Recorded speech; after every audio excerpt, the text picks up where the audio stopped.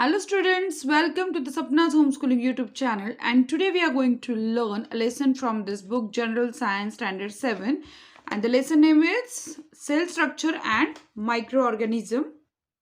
What is the meaning of cell structure? Cell structure means पेशी रचना. आपल्या शरीरामध्ये ज्या पेशी असतात त्याला सेल म्हणतात. तर याची जी रचना आहे ते सेल स्ट्रक्चर. आणि मायक्रो ऑर्गॅनिझम म्हणजे सूक्ष्मजीव, एकदम सूक्ष्मजीव जे आपल्या नुसत्या डोळ्यांना दिसत नाहीत म्हणून त्यांना सूक्ष्म म्हणतात. Let's recall minute component of which the body of living organism is made. सजीवांचं शरीर जे सूक्ष्म घटकांनी बनलंय त्याला काय म्हणतात? आणि is the number of these smallest unit the same in the bodies of all living organisms.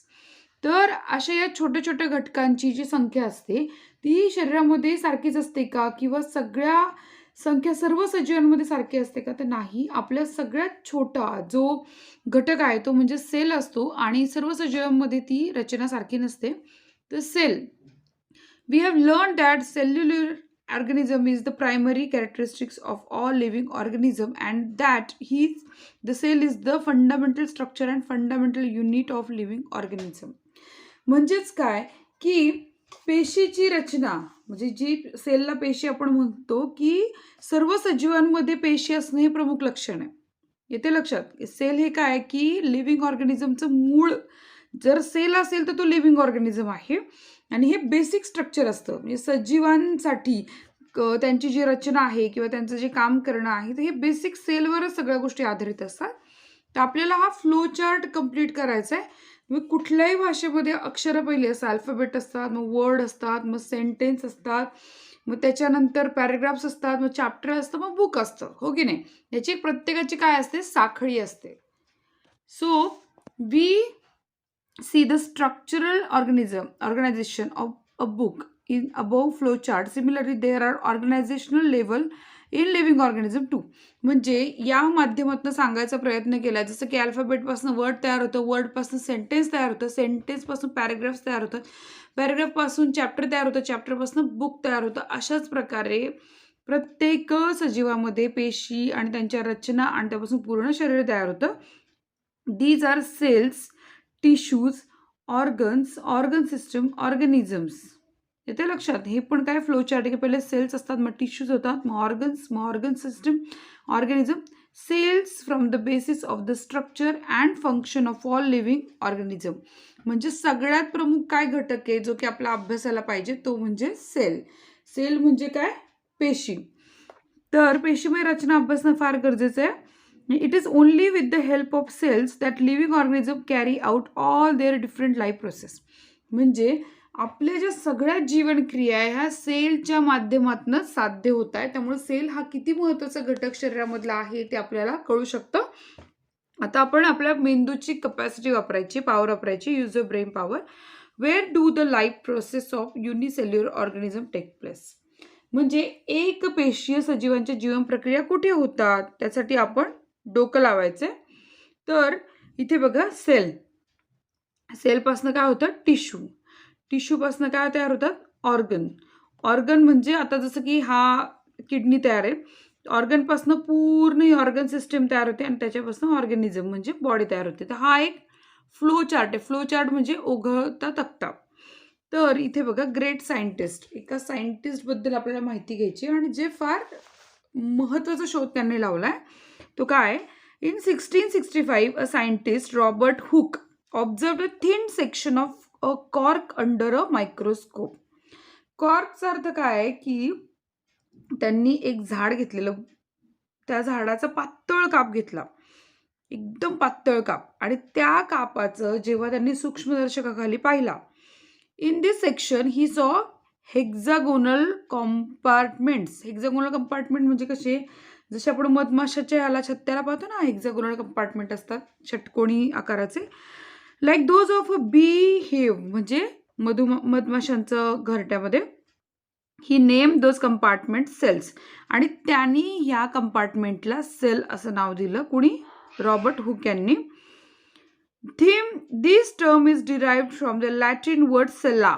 आणि ही टर्म सेल्लापासून आले, लॅटिन वर्ड आहे.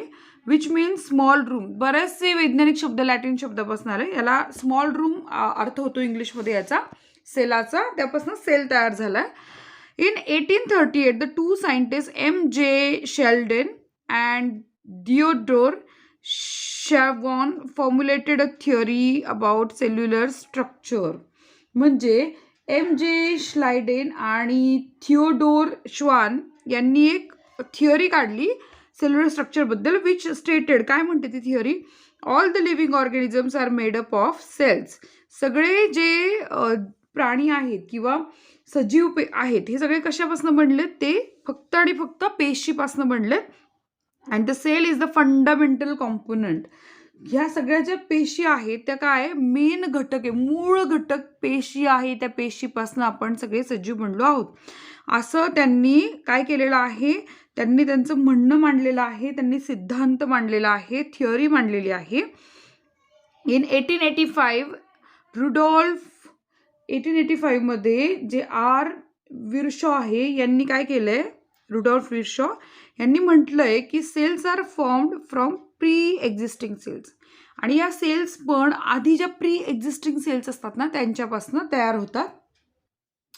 Okay, the measurement and observation of cell. आता मेजरमेंट आणि ऑब्झर्वेशन ऑफ सेलचं काय आहे ते आपण आता बघूया, की पेशींचं मोजमाप कसं करतात, त्याचं निरीक्षण काय करतात ते बघू.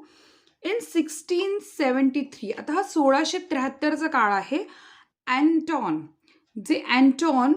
वॅन लुवेनहॉक, आता ही नावं शास्त्रज्ञ खूप वेगवेगळी, त्यामुळे नावं पण फार अवघड आहेत, की त्यांचं नाव आहे अँटॉन लुवेनहॉक. यांनी 1673ला म्हणजे 1673 मध्ये काय केलं बघा, assembled various lenses to construct a microscope. त्यांनी काय केलं, खूप वेगवेगळ्या ज्या लेन्सला आपण भिंग म्हणतो आपल्या मराठीमध्ये, तर त्या प्रकारच्या भिंगांची अरेंजमेंट केली. आणि he was the first to observe live bacterial and protozoan cells under the microscope. आणि ते पहिले होते, हे जे अँटॉन लुवेनहॉक होते ना, त्यांनी पहिले असे व्यक्ती होते की ज्यांनी सगळ्यात पहिला जो आदिजीव होता आणि जिवंत पेशींचं काय केलं, त्यांनी निरीक्षण केलं. Cells are extremely minute in size. इतक्या छोट्या सेल्स असतात, इतक्या छोट्या. We cannot see cells with the naked eyes. Naked eyes म्हणजे उघड्या डोळ्यांनी आपण त्यांना पाहू शकत नाही. Micrometre and nanometre are the units use for measuring their size. आणि त्यांचं साईज, आता आपली साईज आपण कशी म्हणतो 32, 33, 34, 35, 36, 37 अशी आपली मापं असतात. त्यांची साईज मोजण्यासाठी मायक्रोमीटर, नॅनोमीटर या एककांचा वापर करायला लागतो. Observing cells, an object on a glass slide magnified many times by the lenses of this microscope. आणि मायक्रोस्कोप खाली जेव्हा एखादी वस्तू बघायला लागते, अनेक प्रकारचे लेन्सेस अरेंज करून आपण त्याच्यावरती काचेच्या एका पातळ पट्टीवरती तो जो तुकडा असतो पातळ काप केलेला तो आपण ठेवून मग अनेक भिंगांच्या साह्यानं ती प्रतिमा बघितली जाते. तर या प्रकारे मेजरमेंट आणि ऑब्झर्वेशन सेलचं करतात. आता पुढचा पार्ट बघूयात काय आहे. 1 centimetre is equal to dash dash millimetre. त्याचं उत्तर बघू. इथे काय येणार, 1 सेंटीमीटर इज इक्वल टू इथे 10 मिलीमीटर लक्षात ठेवा. आणि 1 millimetre is equal to 1000 micrometre. आणि 1 micrometre is equal to micron 1000 nanometre. म्हणजे किती बारीक प्रतिमा असेल याची कल्पनाही आपण करू शकत नाही जोपर्यंत आपण ते बघणार नाही मायक्रोस्कोपच्या खाली. आता आपला कांदा तर नेहमीचा परिचयाचा भाग आहे, पण कांद्यांचा त्यांनी onion cells see under a compound microscope. आता कांद्याला आपण 1000 वेळा बघितलं असेल, खाल्ला असेल, पण त्याचं जेव्हा मायक्रोस्कोप खाली सेल बघितलं जातं, सेल स्ट्रक्चर ते अशा प्रकारे असतं. ते इथे प्रयोग घेतलेला आहे. Take a piece of segment on a onion. Segment म्हणजे एकदम काप, छोटासा पातळ काप. And carefully separate the thin skin from its concave surface. त्याचा कसा भाग असतो वक्राकार, तिथून तुम्ही एक पातळ काप काढायचा आणि तो त्या काचेवर ठेवायचा. हेल्प ऑफ फोर्सेप उपकरण असतं ते चिमट्यासारखं, त्यांना बरोबर काढायचं असतो. Place a membrane on a glass slide and put a drop of water on it. आणि त्याच्यात पाणी टाकायचं. टेक केअर, एक थेंब टाकायचं फक्त. Take care the membrane does not get folded while placing on the slide. आणि आपण जो काप टाकणार आहे तो बिलकुलही कुठल्याही प्रकारे असा फोल्ड झाला नाही पाहिजे किंवा घडी नाही पडली पाहिजे त्याची, कारण आपण त्याला काप म्हणूयात, त्याचा पापुद्रा म्हणूयात, काही म्हणा तुम्ही. आपण कांद्याचा पापुद्राच म्हणतो ना, वरचा एकदम पातळ लेअर असतो.